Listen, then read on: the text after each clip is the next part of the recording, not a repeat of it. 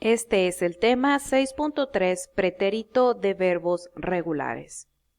In order to talk about events in the past, Spanish uses two simple tenses. In English, we use as well the past tense. Remember, whenever we say, I bought, I did, I made, I ate, I cooked, I washed.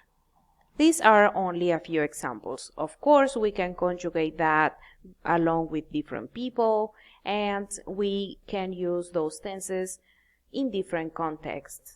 In Spanish, we have two simple tenses. We have the preterite and we have the imperfect. El pretérito y el imperfecto. In this lesson, we are going to focus on the pretérito, and this is used to express actions that were completed in the past. Now you might remember that we have three main groups of regular verbs. Those verbs ending in AR, those verbs ending in ER, and those verbs ending in IR. I'm going to give you more examples of this. In here we have comprar. We can also use hablar, dibujar, soñar. Vender, correr, comer. Escribir, vivir, salir. Okay? So we have several verbs, and then again, as always, if you don't remember the verbs, please study some of those verbs because they're going to be very useful, and without verbs we cannot formulate any sentences. Now let's go back to this chart. We have the verb comprar. Now you're going to be looking at the different endings that we use for each group in the past tense. So, you might remember that we say compró. When I say something in present, compró, estudió, trabajo. That is present. However, we're talking about past, and in this case, it's going to be compré. This will mean I bought. Tú compraste. You bought. Él, or usted, or ella, compró. He or she or you, in the formal form, you bought. Nosotros, nosotras compramos, we bought. Vosotros or vosotras comprasteis, you guys bought. Ustedes, ellos, ellas compraron, they bought. So this is going to be the same situation with the conjugation of vender. I sold, you sold, and so on. Now, if you look at this, we are going to keep consistent those endings for the verbs which are regular. Remember, we're talking about regular verbs that end in this, AR, ER, IR. We're going to use these endings highlighted in yellow. So if you remember several verbs that are regular, they will behave this way. They will use these same endings. Now you might see that the endings from AR and IR are exactly the same. You only have to be aware if these verbs are regular, and then from that moment on you can be confident that the endings are going to be exactly the same. And the ones ending in AR, as long as they're regular, they're going to be looking a lot like this. Just slight changes, like in here, aste instead of iste, but the rest is very similar. Now you have to pay attention here. Yo, usted, él, ella forms of all three conjugations have written accents. So this is very important. This can change the whole sentence. So pay attention whenever we're using accent marks. Please keep them in mind and please use them, because the lack of an accent mark can change the whole meaning. As the chart shows, the endings for regular ER and IR verbs are identical. I had already mentioned that, just making sure you pay attention to that specific point. We have two examples here. ¿Qué compraste? What did you buy? Compré estos aretes. I bought these earrings. Now remember that in Spanish we have specific conjugations for each person. That's why I'm not saying yo compré estos aretes, because by only saying compré, I already give enough information to say that I am referring to myself, because no other person will use the same conjugation. So whenever I say compraste, I know I'm talking about you, even though I don't say tú. Note that the nosotros and nosotras form of regular AR and IR verb in the preterite are identical to the present tense forms. So now, if you remember the conjugation of the present tense, you will notice that the conjugation is exactly the same in present that in past. These are irregularities of the language, but we're not going to stop to analyze why they are this way.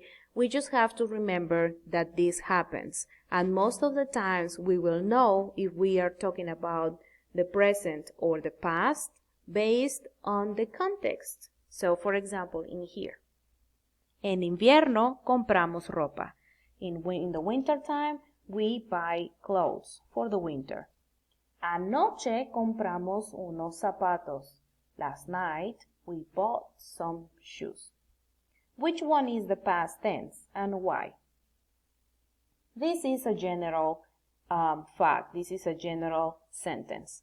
However, this one says last night. So this is the sentence that is in past tense, and this is in present tense. However, the conjugation is the same. As I said, please focus on the context. AR and ER verbs that have a stem change in the present tense are regular in the preterite. They do not have a stem change. So, for example, cerrar in the present tense is cierra.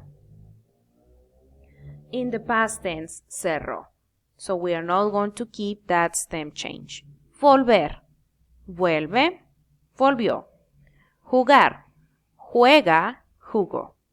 We have already talked about the stem changing verbs.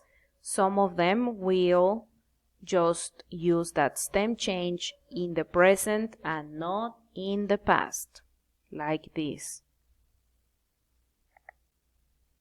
IR verbs that have a stem change in the present tense and also have a stem change in the preterite form, so you have to be aware of that.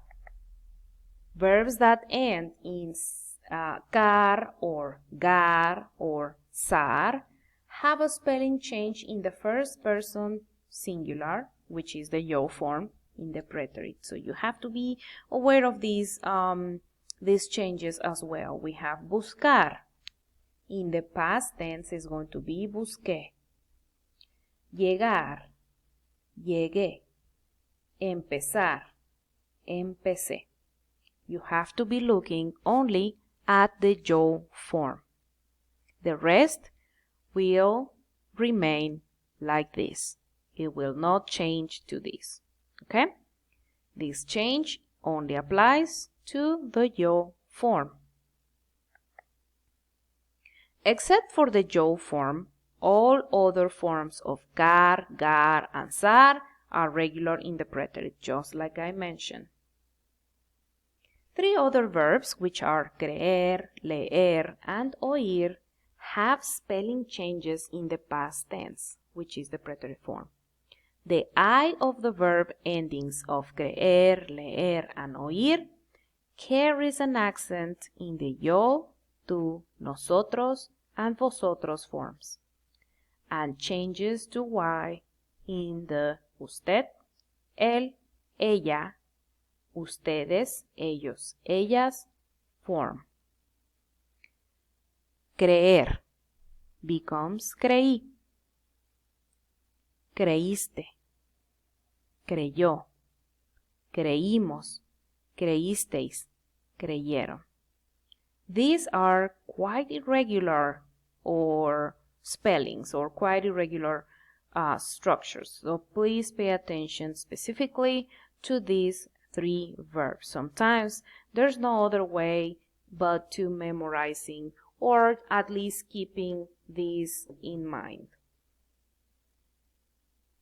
And finally, we're talking about ver, which means to see. This is regular in the preterite, but none of its forms has an accent. So you also have to remember the verb ver, which is vi, vistes, vio, vimos, visteis, vieron. You might see a pattern in there, but you will see as well that we are not using an accent mark. Now, we have already talked about this past tense, how to conjugate the verbs. We also need words that will accompany those verbs. We have some words like anoche, anteayer, ayer, de repente, desde, hasta, pasado, el año pasado, la semana pasada, una vez, dos veces, ya. So these are only examples of words that are going to help you have a context of a past tense, or these can be used as well to complement your structures, your sentences in the past tense. For example, ayer llegué a Santiago de Cuba. Yesterday, I arrived in Santiago de Cuba. It makes sense because I'm talking about the past tense, and this is also a word to refer to the past tense. Anoche oí un ruido extraño. Last night, I heard a strange noise. Of course, it's not going to make sense if you say today or if you say at this moment. So make sure that these make sense, that they match. Remember that we always want to make sense when we speak. So if we're talking about the past tense, we have to refer to all the other elements in our structures or in our sentences to the past tense. If we're talking about plural, if we're talking about singular, feminine, or masculine, so pay attention to those specific characteristics of the Spanish language.